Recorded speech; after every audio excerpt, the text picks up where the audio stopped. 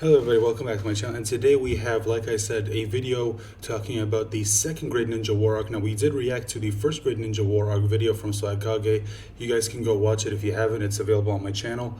And this video is going to be talking about the second Great Ninja War Arc, so let's go ahead and not waste any more of your time.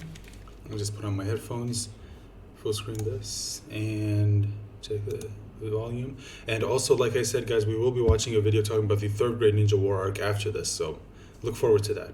Hey fellas, how's it going? Swagkage here, and today I'm going to be following up on the promise I made in my last video to talk about the second Great Ninja War. Now, like with the first war, a lot about this conflict is up to interpretation, though there is a bit less room to read between the lines here since we know a lot less about the time period that this war took place in. Fortunately, we are given a pretty rough idea of when the war took place, which is about 20 years after everybody signed the peace treaty that brought the first war to an end. Now, the thing is, it's a bit difficult to pinpoint where exactly that's supposed to be in Naruto's greater timeline because we don't know how long the first war lasted. We know some things that help clear this up a little bit, but we're not given any concrete dates or anything, just major events and character deaths. The most notable thing that happened during this war was the fight between Hanzo and the Sannin, and if we assume that these three were about 20 years old when this fight took place, then that would place this war roughly 30 years before the beginning of the series. Some of the war's other major events include the death of Sasori's parents at the hands of Kakashi's father Sakumo, the death of Tsunade's spouse Dawn, and the respective deaths of all of the Rain Village orphans' parents. Now, as far as things that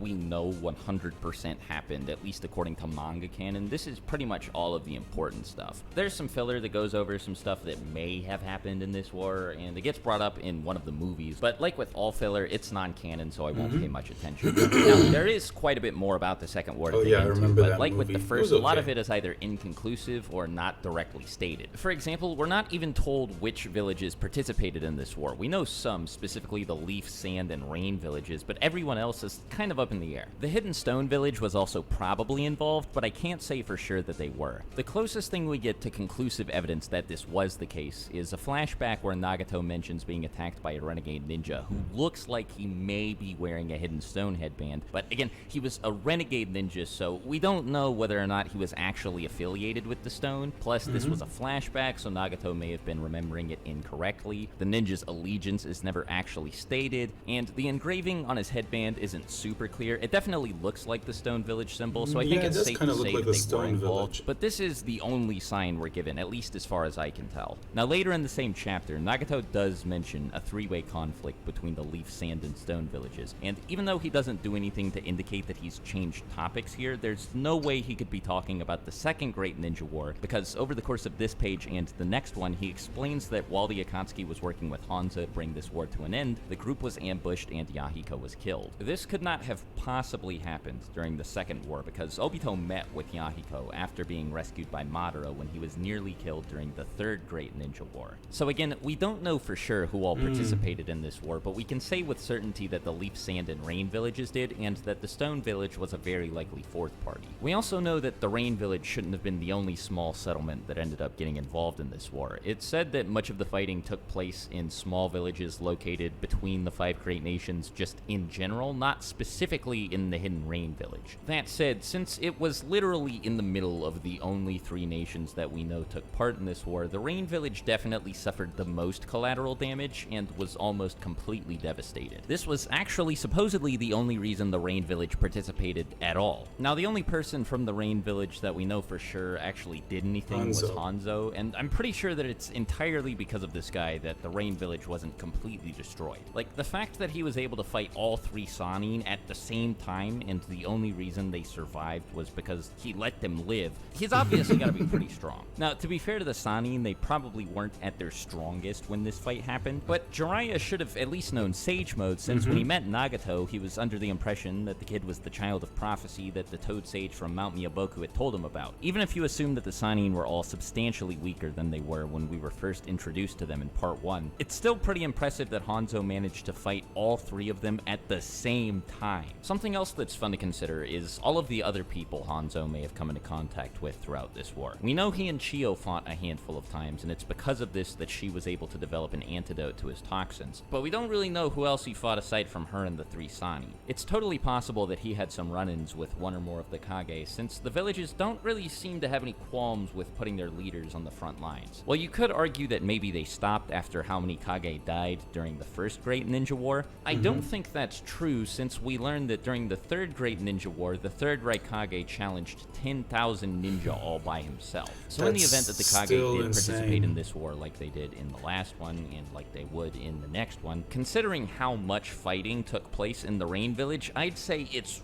really likely that Hanzo ran into at least one of these guys. Given what we know about the first war, at this point Hiruzen was definitely in charge of the leaf, Onoki should have been in charge of the stone, and the person leading the sand village, well, at this point that could have been any one of the first 3 Kazekage, we're not really sure. Now keep in mind, if Hanzo did fight Hiruzen or Onoki, during the second Great Ninja War they wouldn't have been old, nowhere near as old as they were when we were introduced to them. Hanzo would have been going up against them in their prime. And while you could argue that these fights probably didn't happen because we would have heard about them if they did, it's still really fun to imagine that they may have. I feel like there's a reason, after all, that Jiraiya was shocked that the leader of the Akatsuki, the guys who have Itachi on their team, was able to kill Hanzo. And while it could have totally just been a result of his personal encounter with Hanzo, I also think it would make a lot of sense if it was because this guy had survived a fight against Prime Hiruzen or something equally crazy. There's nothing in the series that confirms or even really hints at something like this happening, but like I've been saying, it is fun to think about, and it's totally possible given what we know about Kage and their tendency to follow their village's troops into battle. Now, regardless of Hanzo's involvement and who he did or didn't fight, we don't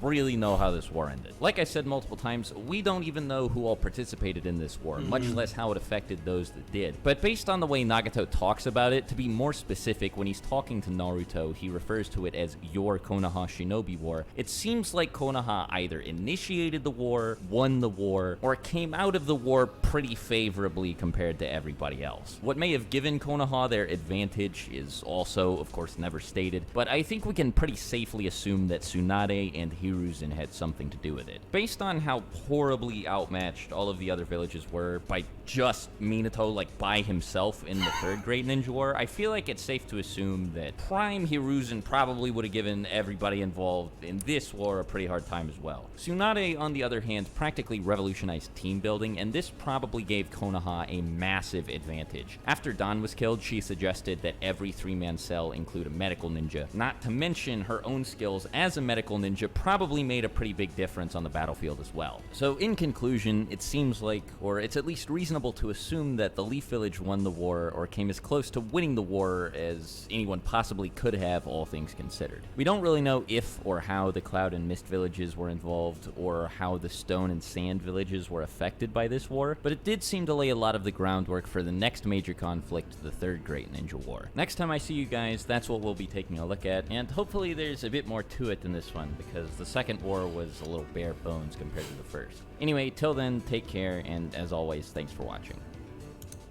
Okay, so of course that's the end of the video, and yeah, this was a short video, and it makes sense because, like you said, we don't really know a lot of what happened during the Second Great Ninja War. Of course, we can make assumptions, like for example, we know that Nagato, Konan, and Yahiko were there, and we know that's where they met Jiraiya, but it's not where Yahiko died because he specifically said that, he specifically pointed out that Obito met Yahiko, and Obito met Yahiko when Madara saved him from death during the third Great Ninja War arc. So we know they didn't die, or Yahiko didn't die during the second Great Ninja War arc, but we know they were there, which, now that I think about it, does make them a lot older than I anticipated. I mean, Nagato looked pretty young. Nagato, Konan, Yahiko all looked kind of young, but if they were alive if they were just kids during the second Great Ninja War, then yeah, I mean, they're a lot older than I thought they were. And yeah, the thing is, watching this video and of course the video on the first Great Ninja War, it does make me realize that there's a lot about this world's history that Kishimoto really didn't explain all that much. You know, it's like he said, we barely know anything about the first Great Ninja War, other than some trivial things like, that's where Hashirama and that's when Hashirama and Mata were alive. Tobirama, that's when he died. We barely know anything about the second Great Ninja War arc, other than that's where Jiraiya, Tsunade, and Orochimaru became the three Sannin, because that's where they fought Hanzo. We know that's when Yahiko, Nagato, and Conan met.